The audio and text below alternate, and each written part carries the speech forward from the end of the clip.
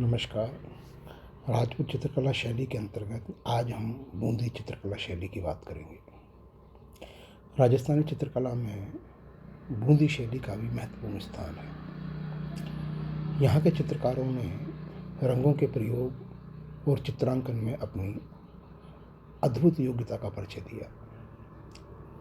प्रारंभ में बूंदी पर मेवाड़ का राजनीतिक प्रभाव होने के कारण यहाँ की चित्रकला मेवाड़ शैली से प्रभावित थी। रागमाला तथा भैरव रागनी नामक चित्र बूंदी शैली पर मेवाड़ शैली के प्रभाव का प्रमाण है। राव सुरजन के शासनकाल में, जो 1514 से 1585 के बीच का रहा, राव सुरजन के शासनकाल में इस शैली पर मुगल प्रभाव तेजी से बढ़ने लगा। इस समय के चित्रों में बाग, फव्वारे, फूलों की कतारें, तारों भरी रातों का समावेश मुगल शैली में किया गया।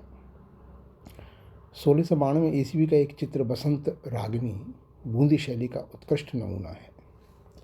इसमें राजा और रानी को बगीचे में नए चांद को देखते हुए चित्रित किया गया है। महाराजा उम्मेद सिंह के शासनकाल में बूंदी शैली अपने चरमोत्कर्ष पर पहुंच गई। इस समय के चित्रों में भड़कीले रंगों का प्रयोग किया गया तथा विभिन्न ऋतुओं का अंकन किया गया। महाराजा बिशन सिंह के शासनकाल में शिकार के दृश्यों का आकर्षक चित्रण किया गया। इस समय के चित्रों में घने जंगलों में विचरते शेर, पेड़ों पर फुदकते बंदर तथा राधा कृष्ण की लीलाओं का भाव में चित्रण किया गया है।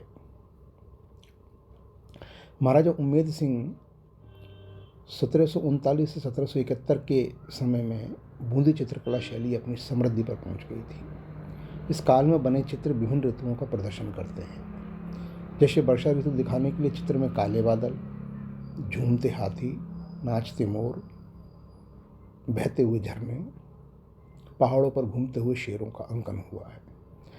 महल की खिड़की में नायक नायिका का वर्षा ऋतु में आनंद लेते हुए अंकन किया गया है। इसमें काले और नीले रंग का प्रयोग अधिकता से हुआ है। ग्रीष्म ऋतु के चित्रों में शिकारियों को पेड़ की छाया में बैठे दिखाया गया है। कुछ चित्रों में प्रेमी प्रेमिकाओं को फव्वारों के पास बैठे दिखाया गया है। शीत ऋतु के चित्रण में प्रेम प्रेमिकाओं को भी दिखाया गया है।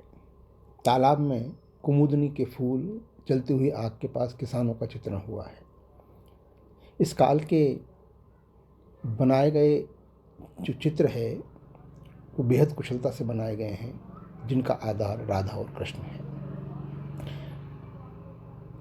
बूंदी शैली की कुछ प्रमुख विशेषताएं इस तरह से है। पहली तो ये कि इस शैली में मानवाकृतियों के शरीर गुलाबी रंग के चित्रित किए गए हैं। नारी चित्रों में कोमलता और सुंदरता है।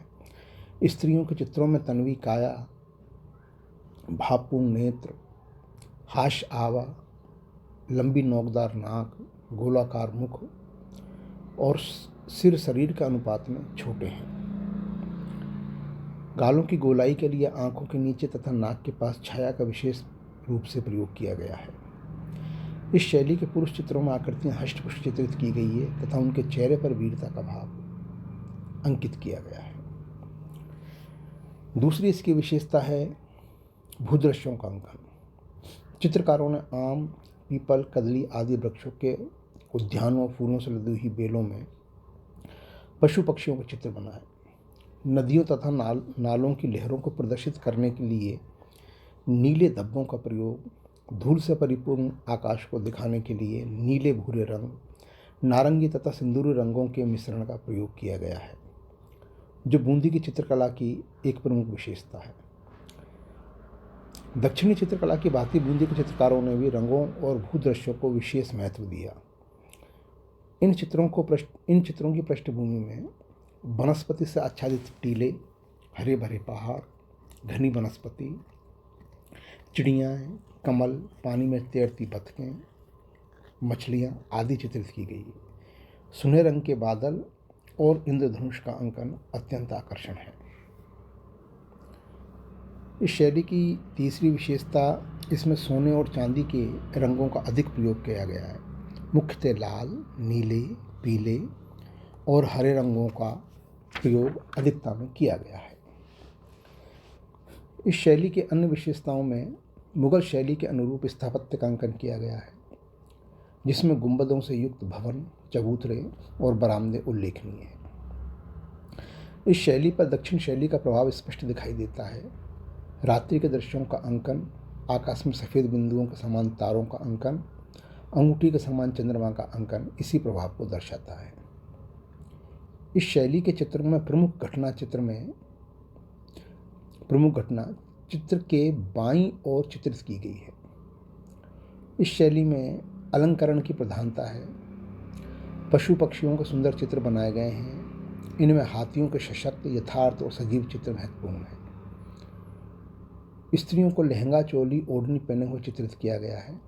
उनके नाक, हाथ, गले और कान में जड़ाऊ आभूषण पहनाए गए हैं।